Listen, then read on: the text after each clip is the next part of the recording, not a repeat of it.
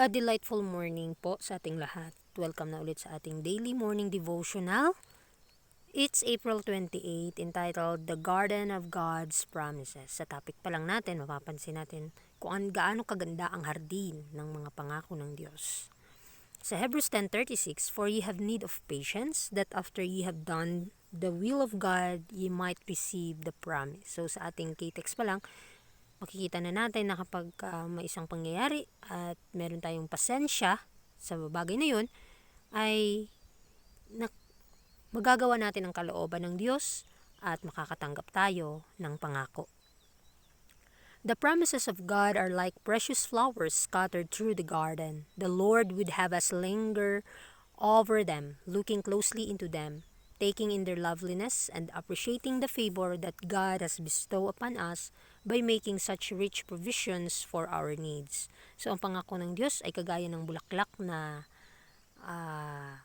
inihagis sa may hardin.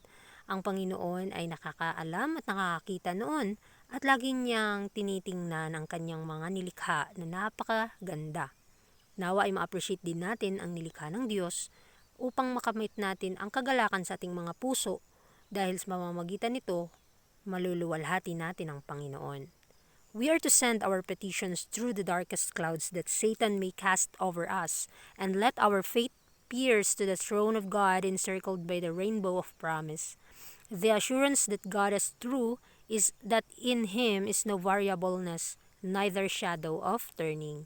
So kapag tayo ay may panalangin at may hiling tayo sa Diyos, pwede natin ipagkaloob sa Kanya, sabihin sa Panginoon ang lahat ng hinanaing ng ating mga puso na kahit tayo ay tinutokso ng kaaway, ito'y didinggin ng Panginoon at mawawala ang kadiliman dahil sa kaliwanagan ng Kanyang katwiran. At ang ating mga pananampalataya ay aabot sa trono ng Diyos na pinapalibutan ng Kanyang mga pangako. Ang ating assurance lang sa Diyos ay kailangan totoo na hindi ito kasinungalingan, bagkus buong puso natin inialay sa Panginoon ang lahat at kahit kailan na hindi niya ito itataboy. The answer may appear to be delayed, but it is not so. The petition is accepted. And the answer given when it is essential for the best good of the petitioner, and when the fulfillment of the request will work most for our eternal interest. God scatters His blessings all along our path to brighten our heavenward journey. So, ang sagot, kapag natagalan, huwag po tayong mapanghinaan, bagkus pinaprocess po yan ng Panginoon na ang ating mga petisyon, kinakailangan na maniwala po tayo na Kanya po itong tinatanggap at ang kasagutan ay talagang ipagkakaloob sa atin sa pinaka the best good sa ating mga buhay. Ang ating mga request ay kinikilos ng Panginoon para mabuild yung walang hanggang interest natin. Dahil ang Diyos ay nagkakaloob sa atin ng pagpapala sa ating mga daan para maliwanagan ang ating paglalakbay tungo sa langit. Voices inspired by God are crying, "This is the way, walk ye in it. If men will hear the voice of warning, if they will trust to God's guidance and not to finite judgment, they will be safe." All these objects that made up the living sin around them were made the medium by which His lessons were impressed upon the minds of His hearers. So kapag narinig natin sa isang daan ang boses ng Diyos na tumatawag sa atin na tayo lumakad dito, kinakailangan na tayo makinig sa Kanyang mga babala at sa Kanyang mga gabay upang ating mas maunawaan ang Kanyang kalooban at tayo ay manampalataya at sumunod lamang sa Kanyang guidance at huwag manatiling nakatuon sa ating mga sarili, bagkus ating pokusan sa ating goal, sa ating buhay, sa ating pag-iisip, ang landas ng katwiran. At ang lahat ng bagay na ito ay pinagkaloob ng Panginoon para mapagpatuloy natin na maging pagpapala sa mga tao ang ating landas na tinatahak.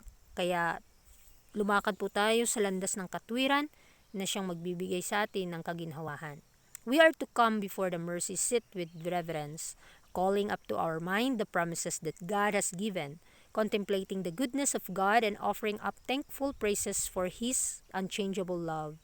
So kapag tayo ay nakaramdam na ng pag-ibig ng Panginoon at tayo ay tinawag tungo sa buhay sa buhay, mapapansin natin na nakatuon lagi tayo sa kanyang mga pangako na ipinagkaloob sa atin. At kailangan muni-munihin natin araw at gabi ang kanyang kagandahang loob, ang kanyang kabutihan, ang kanyang pagpapala upang ito'y magbigay ng papuri sa ating mga puso sa kanyang trono ng biyaya.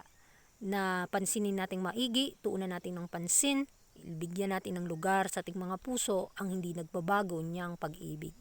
We are not to trust in our finite prayers, but in the word of our Heavenly Father, in His assurance of His love for us, believing the promise of His unchanging love, we press our petitions to the throne of grace. So, dapat po tayong manampalataya na didinggin tayo ng Panginoon sa panahon na tayo itatawag sa Kanya. At huwag po tayo laging lang nakatuon sa ating mga sariling hangarin, bagkus ang salita ng Diyos ang siyang ating gawing gabayan sa ating pang-araw-araw na pamumuhay. At makikita natin ang pag-ibig ng Panginoon sa atin at manampalataya tayo sa kanyang mga pangako na hindi magbabago ang kanyang pag-ibig at ating ipagkaloob sa kanya ang ating mga requests upang kanyang ibigay sa atin ang ating mga hiling na naaayon sa kanyang kalooban.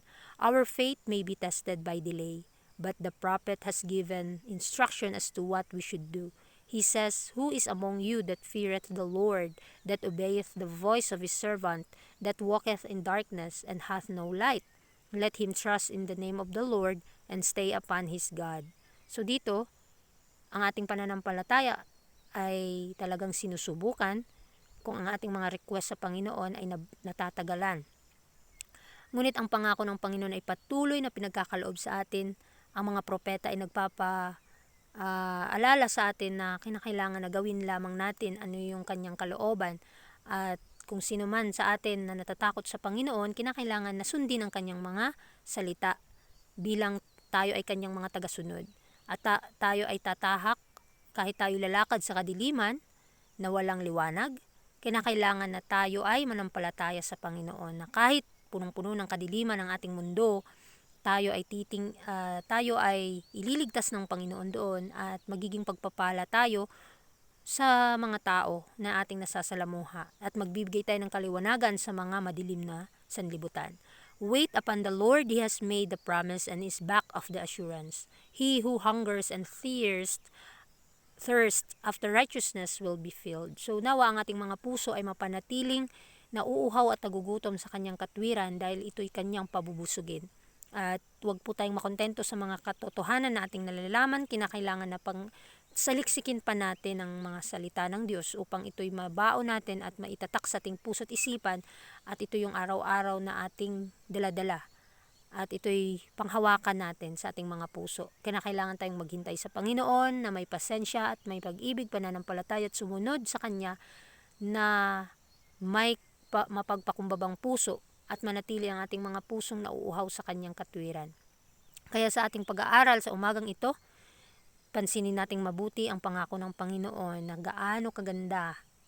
Nawa ay magalak tayo dito na tuunan natin ng pansin ang ating mga sarili kung tayo ba ay lumalakad sa katwiran ng ating Panginoon at nawa ang ating pag-iisip ay ma-divert sa mga bagay ng langit upang ito'y maipakita sa ating mga gawa, sa ating mga salita at sa ating mga pag-iisip.